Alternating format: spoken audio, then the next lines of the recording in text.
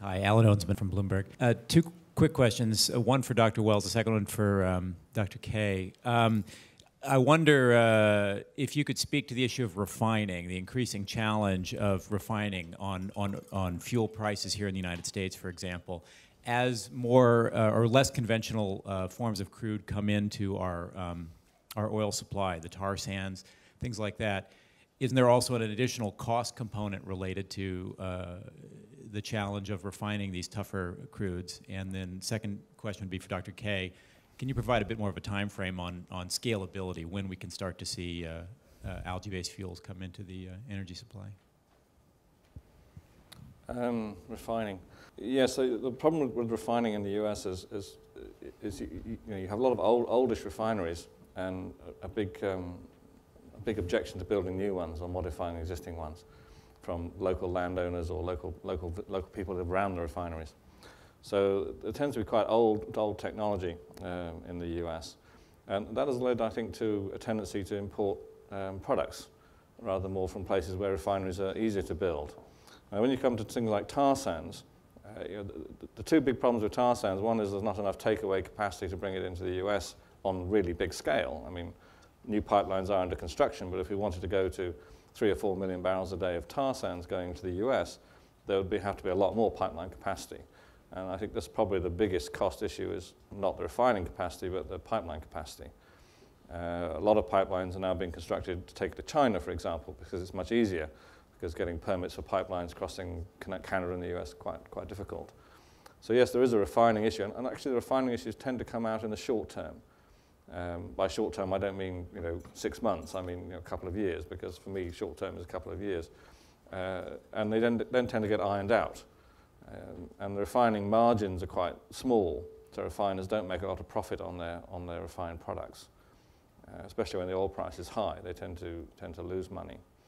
So all these factors tend to make the refining industry lag the the demand side of things.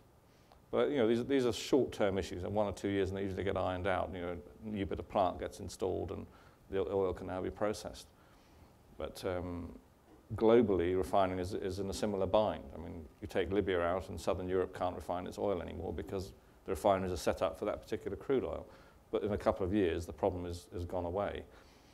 It's just in the short term you see these sorts of refining issues come up in the press, which is market-moving events, I guess. It's quite important for Bloomberg and so on. But over the longer scheme of things, it's probably less important than things like takeaway capacity and crude supply. And concerning timelines,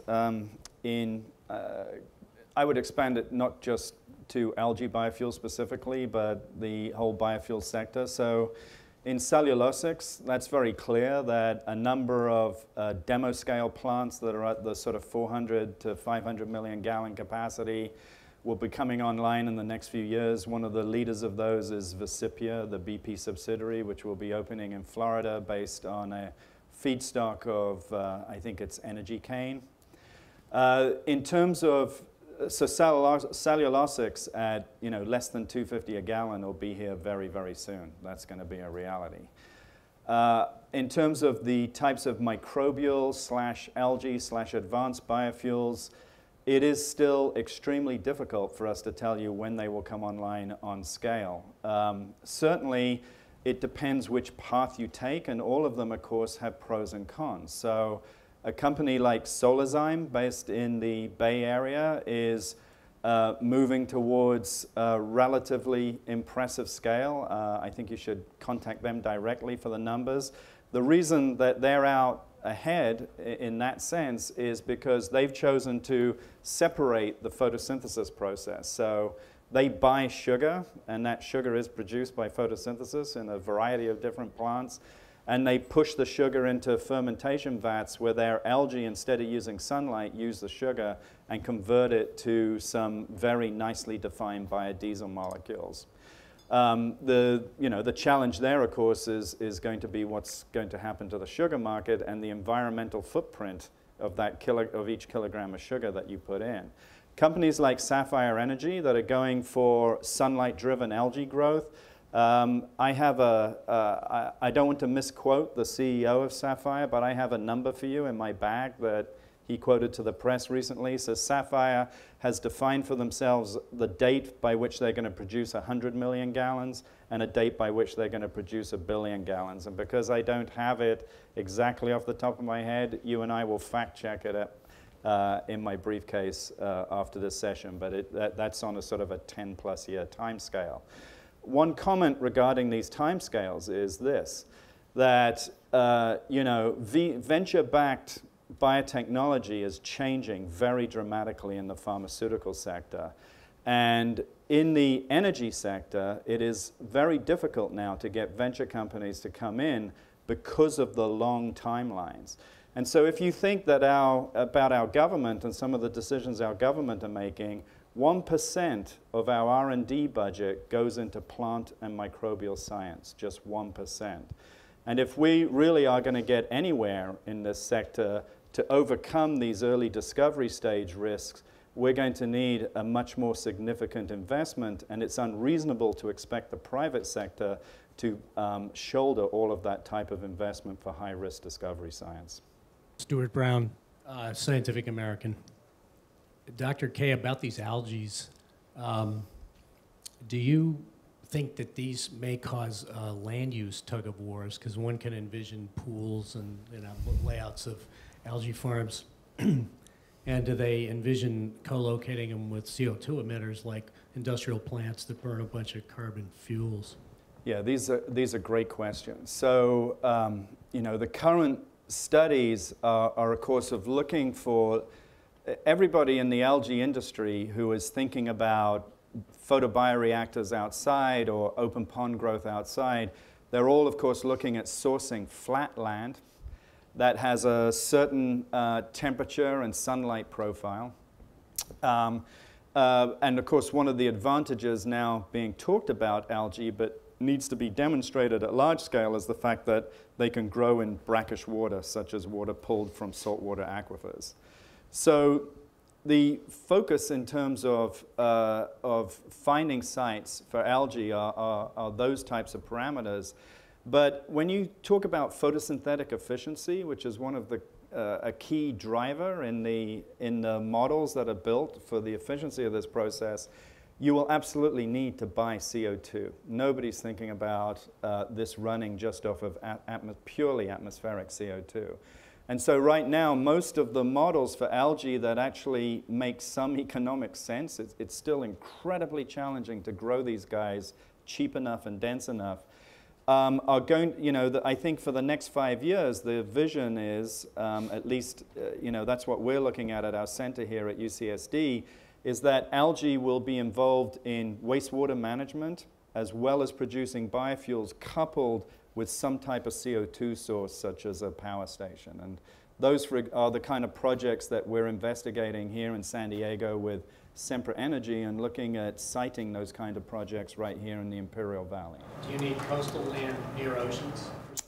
No, not necessarily at all. I mean, that's certainly one model. And remember, algae is in inverted commas. It refers to an enormous diversity of organisms. Some people are looking into growing algae in, massive polythene bags in the ocean, or bringing ocean water in sort of essentially coastal deserts to grow them. But the kind of analysis that is coming out of research centers show that there is plenty of flat land with the type of sunlight and temperature parameters that people are looking for. The question will be infrastructure and things that you point out, like CO2 infrastructure. Why are we not seeing bigger gains in popularity among natural gas cars in the consumer market? Fleets are taking to them, but not consumers. Yeah, I think there are probably two reasons, really. One is availability of a CNG station. In Europe, they have CNG stations in cities, but they're only just starting to spread the CNG stations along the highways. So, it's become and in Asia, it's very much a city-based urban air quality issue to use CNG rather than diesel or gasoline. So CNG stations is one issue. And of course, you can't just, you have to distribute it by a pipeline system on a big scale. So you have to build pipelines along the major highways if you're going to do this for a matter of convenience. The second issue is the storage on the vehicle is quite inconvenient. The current storage technology is a pressurized vessel which takes up a big area of the vehicle. It's okay for a large industrial vehicle or a bus or something, but for a passenger vehicle, particularly a small one, it becomes a sizable part of the body of the car. And cars have been designed around a gas tank, not around a CNG tank. But it seems to me that there are technological solutions for that, and probably much easier to solve some of those technical solutions than it is to solve battery technology, for example. On CNG, sure. If every house has natural gas, Sure. why can't they be refueled at home? No reason why not, if you have natural gas at home. No reason why you can't refuel at home. It's when you go out on a long trip and you're sort of somewhere in the middle of nowhere and there's a gas station there, but it's got gas, but it hasn't got gas, if you know what I mean. That's the issue. So infrastructure, again, is a problem, like it is for hydrogen fuel cars. It's the same thing. Infrastructure has to come along with the vehicle. Then the consumer will buy it, as they do in Europe. CNG cars make quite a good penetration in Europe. Hi, this is Brad Berman from hybridcars.com and plugincars.com. This is kind of a follow-up to Chris's question. It seems like if we take a mashup of what we heard this morning or from this panel, there would be a portfolio approach with a lot of compressed natural gas and some biofuels. And yet, if you look at the miraculous job that Toyota's done with hybrids, they're still not yet 3% of the new car market. And so I guess what I'm wondering is, in your discussions, it seems like all you guys have been speaking with Bill Reinert and other people at Toyota. What do you advise, or what would you like to see, or what do you think we will see with all car makers, but Toyota as an example, of when any of these diverse approaches will take hold? Because it's taken 10 years, like I said, to get to a point where we still have 97.5% or 98% of the cars running just purely on petroleum. I think that one of the issues is it's all about bringing the consumers along, and the consumers can take many different forms, right? I mean, one of the last questions was just about how do we get into kind of the home market as opposed to the fleets. Well, one of the markets that we could be targeting are the fleets, the government fleets, the military fleets, the fleets used for police vehicles and other sorts of local government fleets. So really working on creating the demand for a different set of technologies and providing the incentives to generate that demand would provide strong signals to the marketplace, would help the infrastructure that we've been referring to, and enable more widespread penetration of these different technologies. I don't know if Steve or Peter, you want to comment? I couldn't agree more with. You've got to have some kind of encouragement process when you change from a particular way of doing things. And the way we go around the US or Europe in cars or trucks or buses or whatever is based around a whole industrial infrastructure which has been created over a very long period of time, and it works. So if you want to modify that industrial infrastructure, or radically impose something else on it, then there has to be some encouragement from somewhere to make that kick-start it. And I think it's unfair to say, well, this is the auto manufacturer's job to do, because it's a bigger issue than that.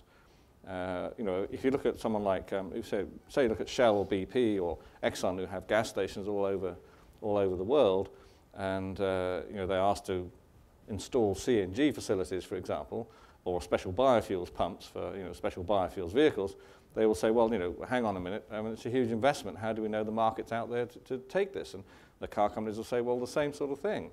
So there's a role here for encouragement. Now, the problem with encouragement, of course, is this often takes the form of very large subsidies which get misdirected, like corn ethanol, for example, which is an example of how probably not to do it. And now, how do we get out of the corn ethanol problem? There's a whole infrastructure built around that now, both commercial, financial, and industrial.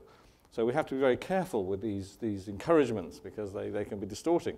So it's not a trivial matter to say, well, okay, we do that. But it's quite a good idea to have government organisations and government fleets start to use a different kind of infrastructure, and then it starts to be built in a proper fashion. Commercially rather than subsidized. But there is a role here for policymakers to do something, yes, there must be.